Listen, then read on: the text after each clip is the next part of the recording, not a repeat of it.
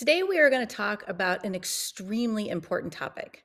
This is a topic that tends to get shied away from, but that is so relevant to what is going on today, and we must discuss it. My name is Amy Gill. I am your pharmacist that cares. And if I truly am your pharmacist that cares, we have to have this discussion. We have to talk about the measles outbreak. Now, there are cases in St. Louis. Just as of last week, an unvaccinated person came to the aquarium, and now there are cases in St. Louis. This is extremely contagious. You guys, this is so highly contagious. If someone walks in, let's say they walk into the aquarium, right? One person walks in, 90% of the people they come in contact with, if those people are unvaccinated, they will get the measles. 90%. But again, they have to be unvaccinated. So that is going to be the key of what I'm going to be talking about today. The symptoms that are going to show up, they might not show up for 7 to 14 days. That's why we're just seeing these things popping up on the news in St. Louis, the new cases that are popping up, because it takes anywhere from 7 to 14 days before you're actually going to see these things. So what is going to happen first? A high fever.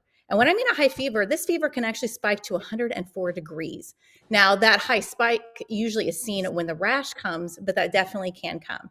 Cough, runny nose, red watery eyes. I mean, I know a lot of these things that I'm talking about, these are allergy symptoms as well. I mean, we're in springtime, right? But if these things are persisting, these could be the early symptoms of the measles. So after that, what can you, so this is so highly contagious. This person that was in the aquarium, the air droplets, when they cough, when they sneeze, these things can live in the air for up to 2 hours.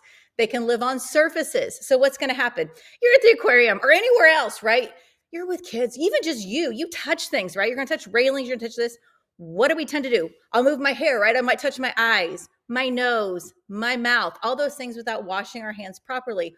What's that going to do if our hands are contaminated? That's going to put this into our system. So that is why this is so highly contagious. This can spread so quickly, especially in these big areas. So what are we going to do? What else are we going to be looking for? So like the symptoms, like I said, talked about the fever, the cough, the runny nose, all those things, those are going to happen. The next thing that can happen in 2 to 3 days are the white spots appearing. A lot of times those will start within the mouth. Then from 3 to 5 days, we can start to see that typical rash. Usually that rash will start along the face, in the hairline, go to the neck, and kind of spread down to the trunk, the arms, the legs, the feet, and then you will start to see that. And like I said, a lot of times when this rash appears is when that high spike of the fever can appear. So when are you contagious? You're actually contagious 4 days before the rash even appears, and you are contagious 4 days even after that. So this is a long window think of the amount of people that you can expose to this just by being out and about in public. There are lots of bad things that can happen. I know I talked about the high fever, the cough, the runny nose, fine, but that is not even the tip of the iceberg. 1 out of every 5 unvaccinated people who get the measles will be hospitalized. 1 out of 20 children that have this will get pneumonia. And the complications from pneumonia are the highest risk for death in these children. 1 out of every 1,000 children will develop encephalitis, which is swelling of the brain. This can lead to convulsions. This can lead to the child being deaf, and it can lead to intellectual disability. 1 out of 1,000. That is, to me, way too high of a number if we're talking about cases like this. 1 to 3 out of every 1,000 kids will die from the complications from respiratory and neurological complications that they have from getting the measles. You guys, this is not something to be joked about.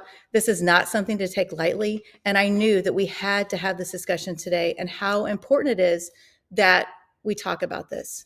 96% of the confirmed cases this year are from unvaccinated individuals. Do you see where I'm going with this?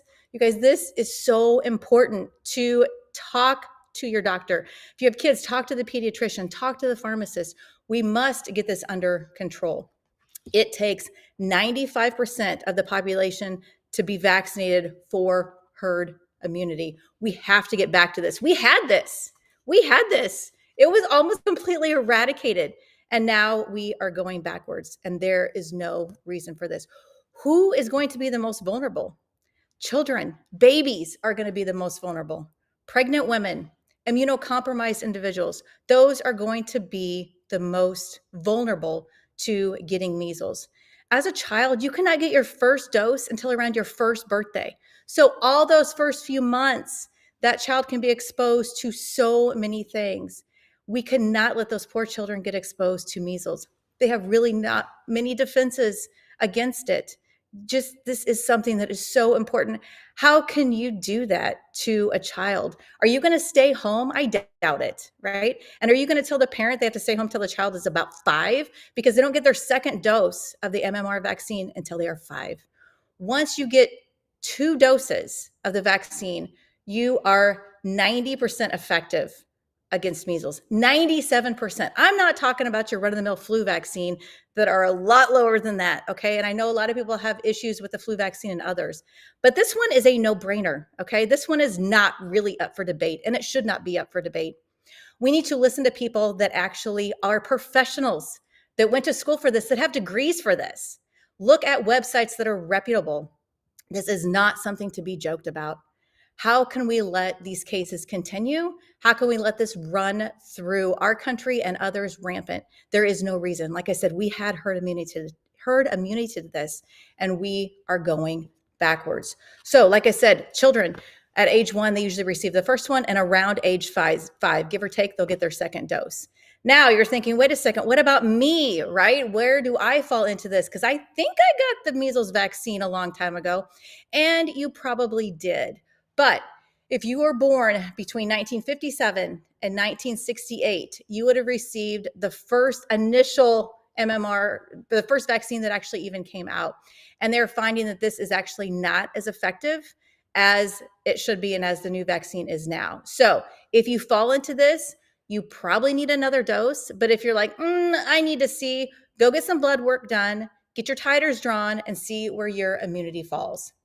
If you were born between 1968 and 1989, you got 1 dose. That is me. I got 1 dose. So that is actually on my list of things to do this coming week, is to get my titers done and to see where I fall, because it's possible that I might need a second dose.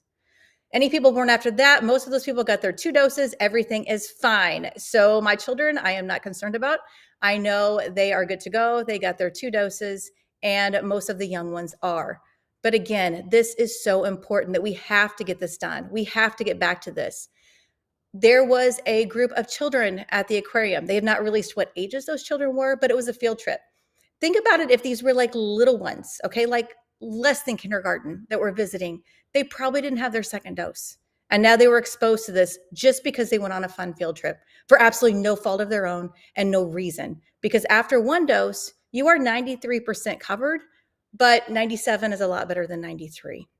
So it is so important that we do this. We do this for ourselves, and we do this for everybody else that cannot even get this vaccine. We have to get back to that. If you have questions about this, it is so important that you reach out to a true healthcare professional.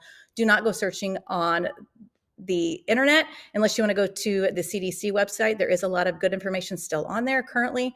But please do talk to a healthcare professional. There is so much misinformation. And that's exactly why we're in the situation we are right now, because we did have herd immunity.